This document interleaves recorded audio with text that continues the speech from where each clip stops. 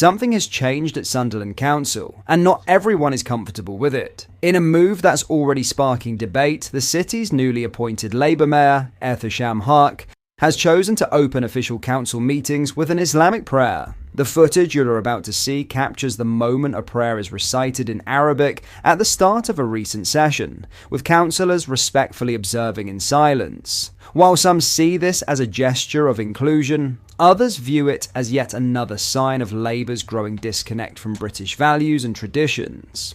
Sunderland, like many towns across the country, has deep-rooted cultural and civic customs. For some residents, this shift raises serious questions about identity, representation, and the direction their local leadership is taking under Labour control. You have to ask yourself, how much more are we expected to quietly accept? Labour didn't campaign on this. Voters weren't asked if they wanted religious prayers of any kind at the start of their council meetings. And yet here it is, quietly introduced without public consultation. Is this really about diversity? Or is it another example of how Labour continues to reshape public life without ever asking the people first? Watch the footage and decide for yourself. But first, hit the like button and subscribe to the channel for more. Have a watch of this.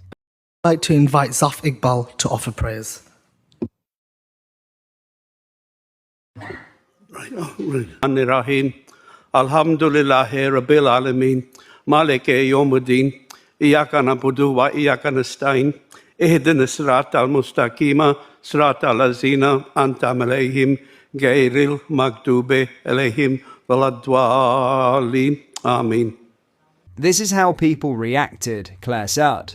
Only 4% of the population in the UK are Muslim. Prayers in any council meeting should be banned. Greg said, accepting other cultures doesn't mean adopting them. They must integrate with our rules and regulations. The reverse is not an option. Sherry said, religion has no place in government proceedings. Jarrett said, strange when you remember England still has an official state church. Yorkie said, how is this even possible? Surely there are traditional procedures that have to be followed for meetings. They ponce about for fun in Westminster with tradition and ceremonies. What's it going to be like when they have their own political party? We need to stop the rot quickly, Jamie said. Our entire country is based on Christianity. The idea of allowing another religion to be prayed, let alone in the office, is repulsive. We are doomed unless we form a counter-government that actually represents us. Rodney said, no one f***ing stood up and stopped this. How many times does the Sunderland Council start with Christian prayer? That shit needs to stop now. I cannot believe that no one stood and stopped that heinous.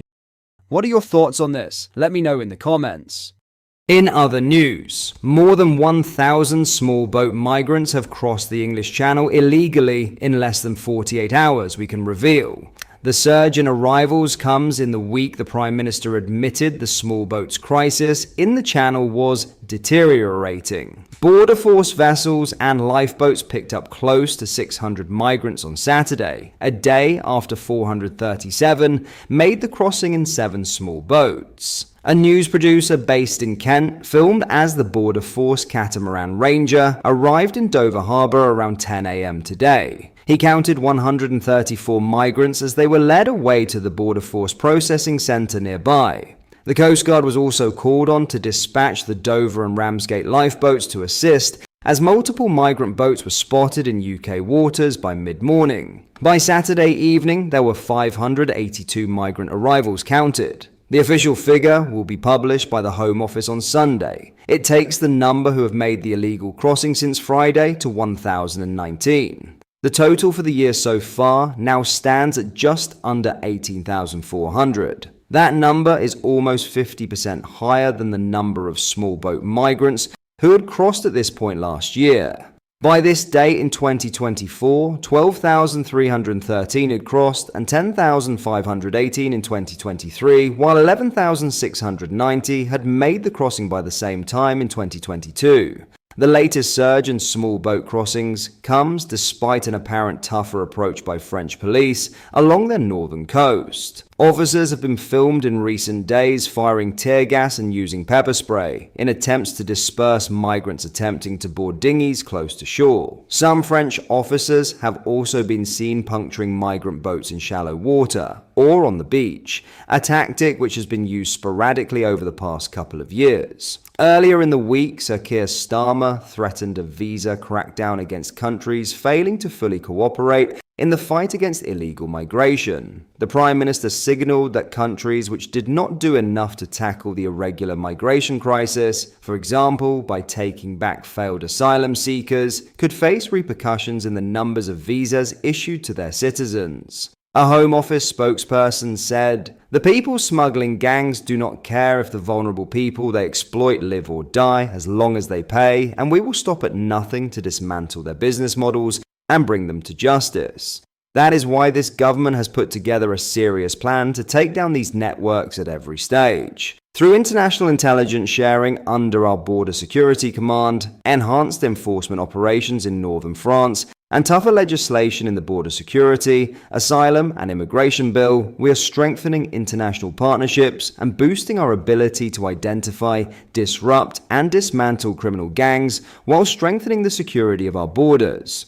The NHS is paying to send British patients overseas to receive medical treatment after waiting lists in England reached record levels. New data reveals a 42% surge in foreign procedures in just 2 years, with the health service spending £4.32 million to send 352 patients to Europe for care.